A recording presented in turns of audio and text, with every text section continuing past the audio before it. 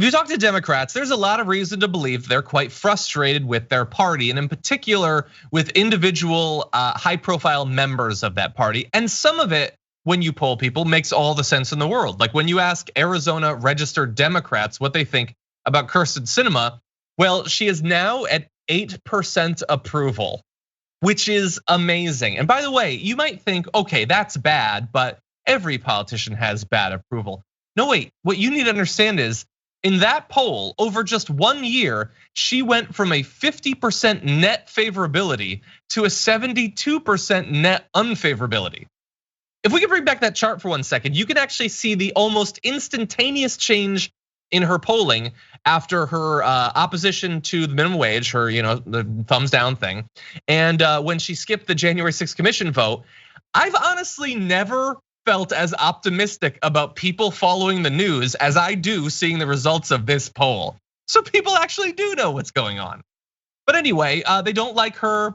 They don't like, for instance, Dianne Feinstein. Her approval rating is down to the lowest point in 3 decades. And why not? She's bad. She doesn't get the sort of crises that we're trying to deal with. Kamala Harris, her popularity is underwater. Democrats are really split on Biden. But here's the thing. I came across a poll that I just don't understand, and I need Dan's help in figuring it out. A quarter of Democrats in a new Reuters Ipsos poll say they don't think their party took advantage of having control of the White House and Congress in 2021. 1 out of 4 said that, Dan. The rest are sort of split. Yeah, no, I think we carped some diem in 2021. Hell of a job, Brownie, in taking advantage of the fact that you controlled all this. I don't understand that gap. They get that our politicians are bad, but they seem to think that they really tried. Yeah, I think it comes from a number of different things.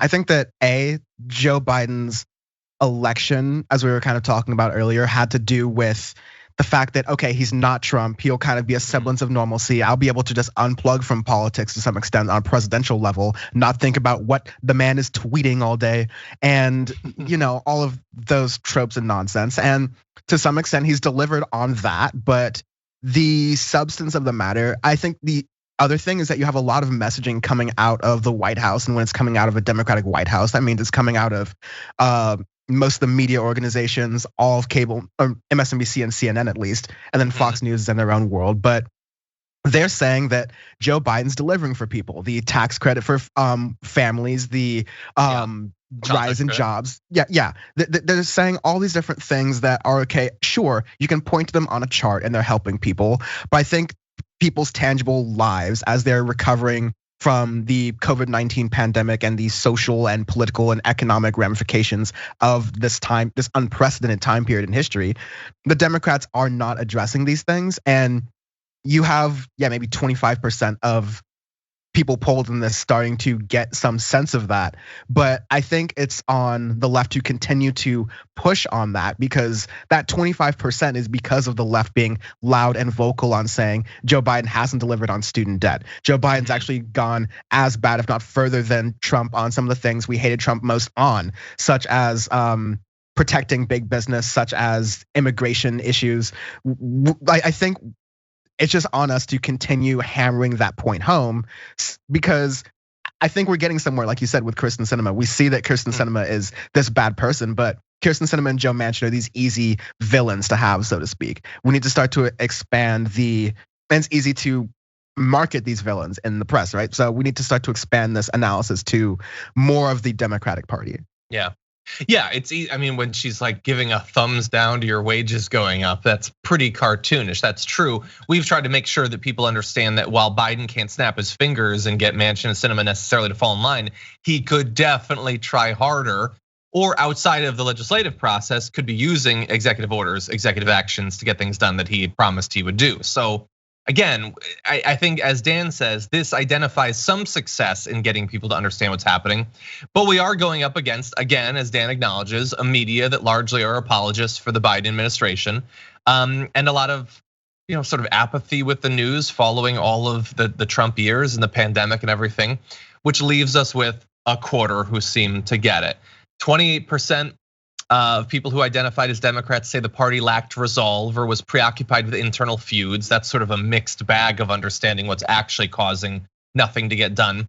Nearly half blamed Republicans for thwarting Democrats' plans, which again, it's not even that it's untrue. Yes, virtually every Republican did oppose all of this, but they have the majority. They don't need, like for some things, sure. But like for the reconciliation bill, they didn't need a single Republican to join with them. So that's just not the excuse that people think it is. That's just what they hear constantly from so-called, centrist moderate media.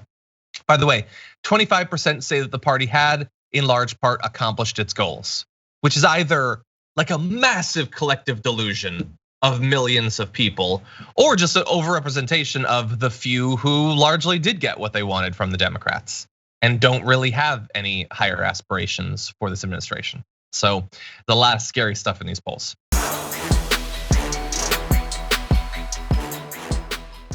For more political news breakdowns, interviews, stories of activism, and me trying my hardest to care about the occasional big celebrity news story, subscribe to our YouTube channel at youtube.com/thedamagereport.